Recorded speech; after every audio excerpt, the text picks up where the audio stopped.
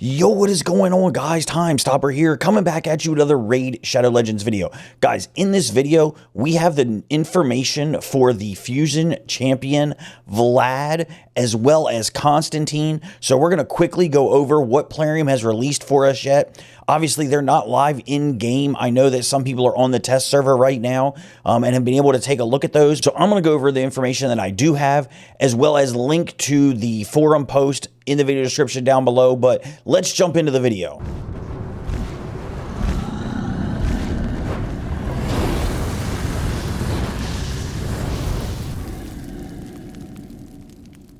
Okay, guys. Real quick, we have some information that was just released over on the forums by Plarium talking about the Halloween champions. We'll quickly read what they have, and then we'll go over their kits as well as talk about what my first impressions are without having any access to multipliers or anything like that. Now, it says we have two special Halloween champions to show off.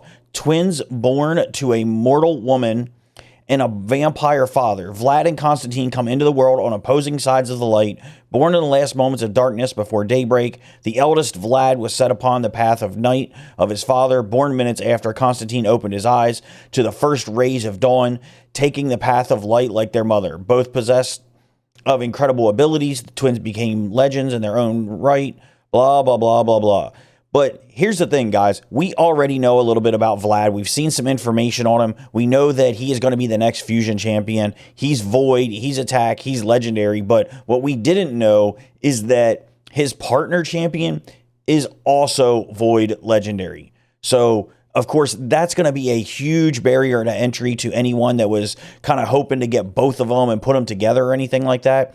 The question is, can they stand on their own? Because if they can't stand on their own as champions without their partner, it's pretty much useless, because the odds of you getting a Void Legendary are already slim, much less you getting a specific Void Legendary outside of the Fusion.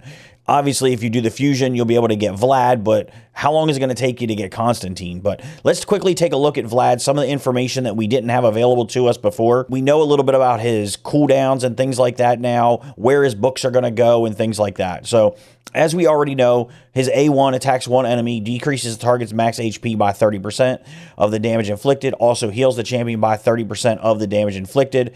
4 books, all in damage there, no surprise. His A2, his exsanguinate. Can they start making these things easier to read? That's what I want to know. I mean, it's all good that they have these fancy names and everything, but this is a little much. So, attacks all enemies, has a 75% chance of placing a leech debuff. It does book to 100%, which we kind of figured, for 2 turns. Also has a 100% chance when booked of stealing 50% of the turn meter from champions from Bannerlord, Sacred Order, High Elf factions, and a 100% chance of decreasing the turn meter by 50% instead against targets not from those factions. This is on a 4-turn cooldown, books to 3. So, decent timing there. We see that we get 2 books into damage for an extra 15%. And then, of course, we can book these up to 100%. Now, with this guy here, you're going to be kind of conflicted, right? He's more of like a... He's almost like a Herndig type champion where, yes, he can deal damage, but you also need accuracy on him. So you're kind of, what do? Do you go with accuracy to try to get the turn meter drop? Or do you just go straight out damage, right? It's going to depend on how you plan on using him in the team. Some people might want to just go straight out damage. We'll have to wait and see how he hits. Other people might be wanting to use this turn meter drop, turn meter still capability. Also, it's going to depend on whether or not you're using Constantine on the same team, and we'll talk about why once we get to his abilities and things like that. Now, on his A3, it's going to attack one enemy 2 times. The first hit has a 100% chance of when booked of placing a 60% decreased defense for 2 turns. The second hit has a 100% chance when booked of placing a block active skill debuff for 2 turns. So a single hitter, decreased defense, block active skills. If both debuffs are placed, places a perfect veil buff on this champion for 2 turns, 4-turn cooldown, books to 3, so he is going to protect himself after. But being that this is only on a single champion, that's going to be a little rough, right? So yes, he's going to do this AoE. Yes, he's going to come back and do this. But again, you're going to need accuracy. So do you build him for damage up here and then, you know, lose the accuracy capability back here? I don't know. He does have this passive, of course, where he places a revive on death buff on him for 2 turns every time he kills an enemy. Also fully heals his champion and fills their turn meter by 50% every time they kill an enemy. He only fills and heals when Constantine is on the same team. So you always get the passive of the placing the revive on death when he kills someone. The other part is only when he has a Constantine on his team. And of course, he has the ally crit rate in arena battles by 30%. Now, before we start talking about him on his own, I want to roll over to Constantine. Again, cool looking champion, but again, he is void, attack, sacred order. So on his A1, we have attacks 1 enemy, plays an extra hit if the target is under any debuff. So 4 books into here, so you get an extra 20% damage. So ideally, if Vlad goes first and he starts putting up debuffs, that means Constantine is going to, let's say he A1s, he's going to get some extra hits. Might not want to A1 with him right away. Maybe you do. And why? Because of the way his other things synergize. So if you remember when we looked up here, we said that he's going to attack 1 enemy 2 times, place the decreased defense and the block active skills, right? So here's where some of the synergy comes in.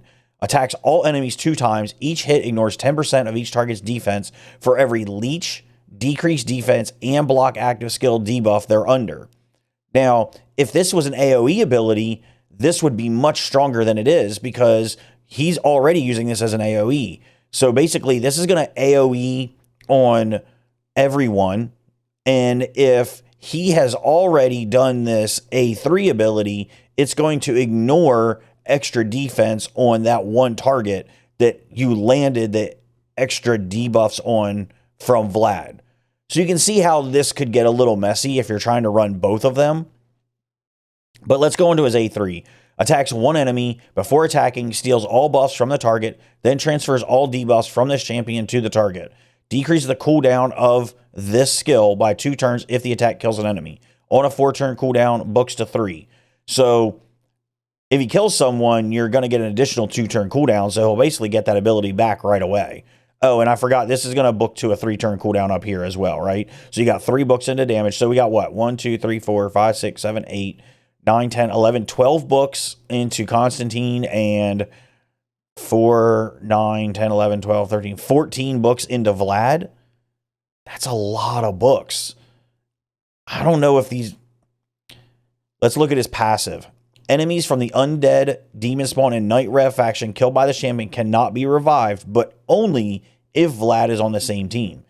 He also increases ally attack in arena battles by 30%. So they're trying to basically build these guys out like they are arena champions, right? You can tell both of them have arena auras. They both have these synergies going on with each other. But the question is going to be, one, how hard do they hit, right? They both have an AoE hitter in there. They are attack champions. So when we look at the multipliers and once we gear them up, how hard are they going to hit? What do the base stats look like and things like that? But it's going to be super difficult to get both of them. Obviously, you're going to be able to get Vlad just by doing the fusion, right? And I say just by doing the fusion. We still don't know how hard those events are going to be. As soon as we have that information, of course, I will link that in the video description down below for you guys, as well as over on my tracker that you can use to kind of figure out how many points you're going to need for events and things like that. They probably won't release those events till tomorrow after CVC is over. But as soon as we get that information, of course, I will get that out to you guys. But as for these two guys synergizing together, it looks like they synergize pretty well, but both of them are going to require accuracy and both of them are going to require attack if you want to use their synergies. Now, if you don't care about their synergies and you want to use them standalone, sure, you could just pump them full of attack, or you could just use Vlad, which will be a lot easier to get, and do both. But my experience has always been with an attack champion, with someone that you're going to use as a nuker, trying to put accuracy on them in the arena as well as damage is going to be super difficult. Now, will he be able to handle wave content in like dungeons? Sure, because the accuracy requirement is much lower in dungeons or other parts of content. In Doom Tower, accuracy could get a little high in some areas, so maybe he won't be super easy to use there. But are you going to be able to build a team around him and Constantine for Doom Tower if you want to use them that way? Because now you have two attack champions who are generally attack champions are pretty weak, right? They need a lot of support around them to keep them alive, healing and revives and things like that. So you're taking up 2 slots for those high-end Doom Tower teams. So can you keep them alive? I don't know. So obviously a lot of questions around both of these champions at this point. As for their kits themselves, the kits look okay. They look interesting. Obviously with Vlad, if you can get this leech to land on everybody with enough accuracy, right, then this is going to certainly help over here with his A2. So it looks like you're probably going to need Vlad to run faster than Constantine, even if just by a couple ticks. Now, if you don't have both, can you run Vlad followed by another nuker? Sure. You could easily decide that I'm going to run like an Arbiter, a speed booster. I'm going to run Vlad. I'm going to have him put the leech up. I'm going to run him with accuracy, so maybe he can steal some turn meter. Maybe he can be a turn meter manipulator for you a little bit, and then come in with another nuker, and maybe Constantine is that second nuker. You just build him straight nuke and don't worry about any of his, or maybe you just build him a separate nuker. I don't know. What do you guys think? The kits, I mean, it's a cool concept that they tried to bring both of them in at the same time for Halloween. They tried to synergize them with their abilities and things like that. I just don't know if it's going to be easy to build these guys. At the end of the day, sure, end gamers, you're going to have all the gear in the world. But for guys that are early game or mid game, I don't know if you're going to be able to gear these guys out so that they can be effective for you. It's really going to come down to their base stats and their multipliers. And usually with guys like this, we don't see very much hope, but who knows? I'm sure we'll find out soon. But guys, let me know in the comments down below, are you guys still going to be going for Vlad after knowing a little more information about him now? Or are you going to be skipping the fusion? Now, you know me, I would say never skip a fusion. If you have the ability to do a fusion, do the fusion, especially for someone who is going to be a Void Legendary, because down the road, he's going to be nearly impossible to get. I mean, think about it. How easy is it to get a Krisk or a Siphi or someone else right now, a specific Void Legendary that you want? So if you skip this guy, are you going to be mad? Especially, who knows? They could buff him down the road. So many questions out there, but let me know. Are you guys going to be going for these guys? I know I'm definitely going for the fusion for sure.